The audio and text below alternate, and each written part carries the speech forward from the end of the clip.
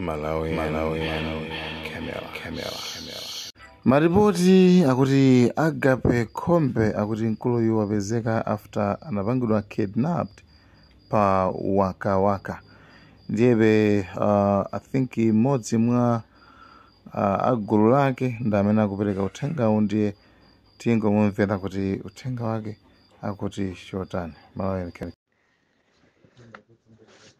Muli bwanji Malawi anzanga, kummawa kwa lero kwa Loweruka. Uthenga wathu ndi wopita kwa mamembala onse a Malawi Freedom Fighters malingana tidaliso anthu oyamba kupanga confirm za kusowa kwa Agape Khombe, ndipo kuzera mwa Executive Director Professor Kinka adayankhula kunena kuti we are fighting against age limit bill, komano sitingakhale wokondwa kunena kuti anthu ena afike saizi yopezerapo advantage mpaka na kumapangidwa kidnapping. Kotero kumawa kuno kwa lero Loweruka ndalandira foni kunena kuti kuchokera ku anzathu amene ndithu akusogolera ngati acting pa issue yokhuzana ndi age limit bill campaign, kuti Agape Khombe apezeka, komano kupezeka kwawo apezeka atavulala, kumenyedwa, ndipo kuyankhula kwawo akukamba zona kuti pakadali panopa ali kuchipatala.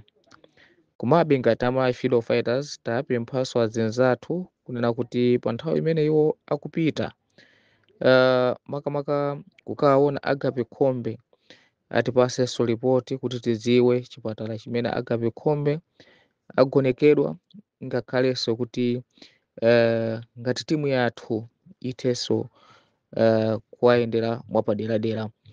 Ndipo zimenezo mwina ndi zinthu zimene ifeyo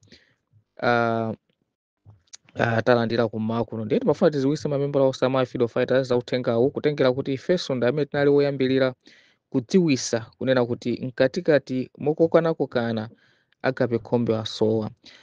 Timakamba kunena kuti sitikuziwa muzoona za nkhani iyi, komabe ifeyo according ndi mmene tamvera tikuyena kuwauza Malawi moteromo kuti Agape Khombe wasowesedwa ndi anthu ena amene atengerapo advantage, but this issue sikukhuzana ndi